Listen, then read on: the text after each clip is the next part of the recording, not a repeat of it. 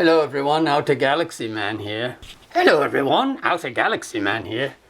Hello everyone, Hello everyone, Outer Galaxy Man here. Hello everyone. Hello everyone, Outer Galaxy Man here. No. Hello everyone, Outer Galaxy Man here. I've just returned with... Hello everyone, Outer Galaxy Man here. Hello everyone. Hello everyone. Hello everyone, Outer Galaxy Man here. Hello everyone, Outer Galaxy Man here. Hello everyone, Outer Galaxy Man here. I've returned with my homies tonight from a heist of some sort of gold bullion. No. Hello everyone, Outer Galaxy Man here. I've just returned with the homies, I believe the kids call it today, from a heist of some sort. I believe of gold bullion, but we won't say anymore. Speaking of gold, I have some Hollywood gold. Ha! Alright, it wasn't so good, but never mind. Anyway, the film we're going to demonstrate tonight is the 1936 MGM musical, Broadway Melody of 1936. Made in 1936 or 35, I think, actually. I think they were a little bit ahead. But nonetheless, it's on the holy format of VHS. Pick me, pick me! Oh, folderol, all right. Yes, indeed. Admittedly, these were also on DVD, the superior format. So the Broadway Melody series, which began in 1929, apparently at first was a showcase for the songs of Nasio Herb Brown and Arthur Freed, who was a major producer at MGM at the time. The first one won an Academy Award, although it's kind of hard to see why by today's standards. But anyway, they followed up with the 36, which also was Freed and Brown songs, and 38, which also was Arthur Freed and Nasio Herb Brown songs. These are all with Eleanor Powell. The first one did not have Eleanor Powell. It would have been much better if it had Eleanor Powell. There's Eleanor Powell. And the 1940 version had songs by Cole Porter, so they changed it up a little bit.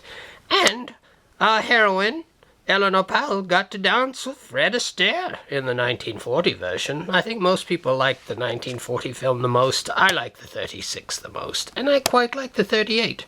But to me, this is the best one. The DVDs were issued as part of a box set, although I don't have the box, and I don't know if there was another disc in this box. Let's see, we've got 2 films in there. 2 distinct discs in there, so that's 4 discs of Eleanor Powell musicals. Born to Dance in 36, Lady Be Good in 41. These are all worth seeing just for her. I mean, the stories at times can be a bit ridiculous, and she redeems all of it. It doesn't matter. For 10 to 15 minutes of her dancing makes it worth sitting through a bunch of tripe. All right, you two have served your purpose. Get thee to a nunnery, or, well, at least the shelves.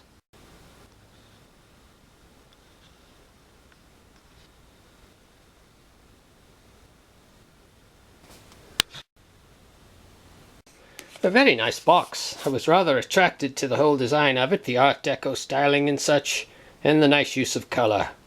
Although it is a black and white film, of course. Beautiful shimmering Art Deco film, directed by the forgotten master Roy Del Ruth. Came out not long after a certain Invisible Man film from 1933 that I love so much. This is a film starring Jack Benny, the comedian, Robert Taylor, the pretty boy, and Eleanor Powell, the dancing muse of her time, the dancing workhorse. She's been forgotten. Everyone remembers Fred Astaire and Ginger Rogers and Bill Bojangles Robinson, perhaps. But they've forgotten Eleanor Powell, which is a shame, because she was the most reliable of the dancers at MGM in her time. In any case, she was in a number of hit films in her day. She was a big star and has been completely forgotten, for the most part.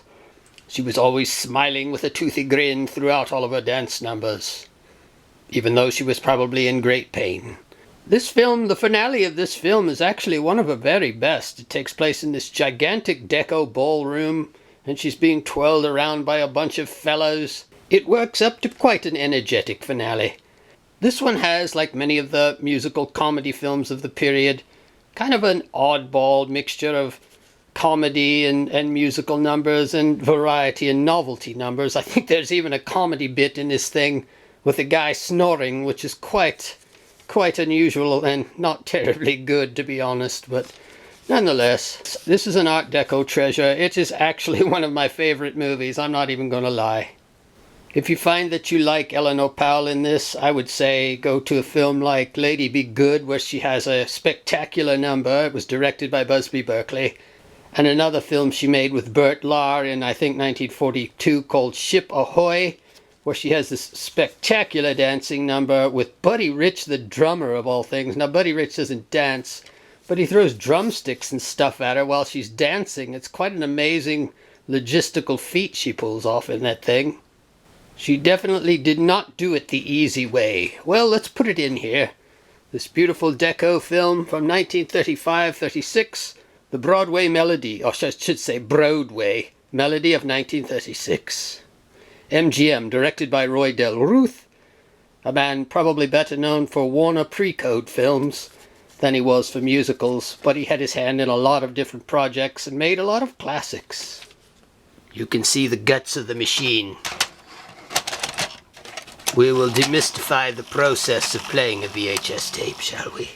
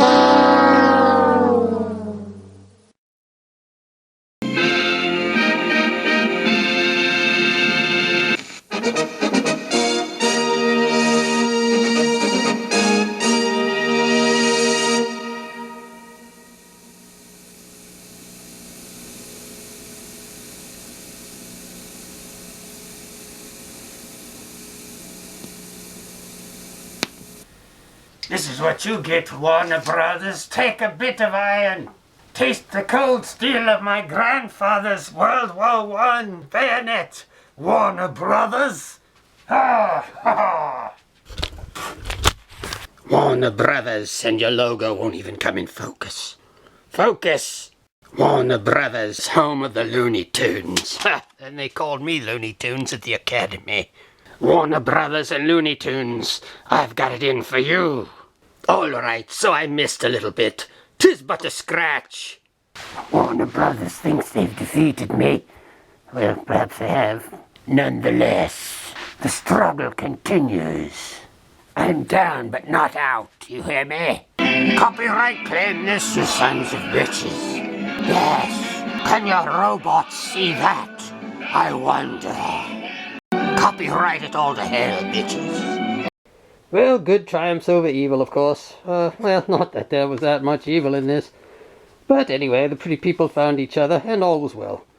Yes, there was some familiar faces in this. You may have noticed Buddy Ebsen. Yes, that Buddy Ebsen. Hello. You may have noticed Buddy Ebsen, Jed Clampett from the Beverly Hillbillies, and Barnaby Jones from the 70s detective show. He was a musical star at MGM in the 30s. I wouldn't say he was a star. He was sort of a second build character actor, musical fill-in dancing man with his sister Vilma. It's actually Vilma Ebsen. She didn't hang around very long with him, but then of course he had his terrible accident. He had his terrible accident on the set of The Wizard of Oz, where they put him in aluminum paint and he had a very bad reaction. They put him out of commission. In fact, the respiratory distress that he suffered from that incident affected him for the rest of his life. Poor fellow. They were rather cruel back then. So this film was quite spectacular, and I'm afraid I can't show it all to you as much as I would like to. I would recommend you finding a copy and watching it, because it's quite a lot of fun, and the finale is quite spectacular. I love it to death. Nonetheless, let's go ahead and finish it out.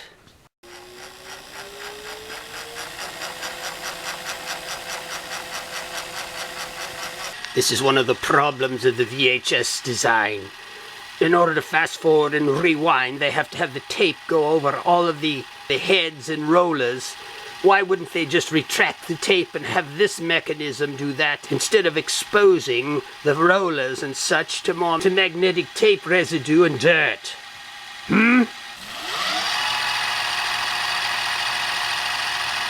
Yeah, so the Broadway Melody was actually an Academy Award-winning motion picture in 1929 for MGM. They got a Best Picture Oscar for that. It's, to say the least, a dodgy film today, but I think, as a lot of things back then were, politics and various things of the zeitgeist that we can no longer determine meant that it won an award. But, you know, if you want to be a completist, see it, but it's not at all one of the better Broadway Melody films. It has its moments. It's an early talking picture, and then they made a number of films. This one, the 1938 one. Now, in the 1938 film, they actually, MGM's engineering team, I think, perfected the art of recording. They were doing okay here, but by 1938, their production, their engineering, sound engineering was quite good. I think it's actually kind of a step forward, an advance in musical film recording. Not this one, the next one, the 1938 one with Judy Garland, which is not as good as this film, but has its moments and also has a similarly spectacular finale, which is worth seeing. Anyway, let's go ahead and find the box for this. Where the hell did I put it?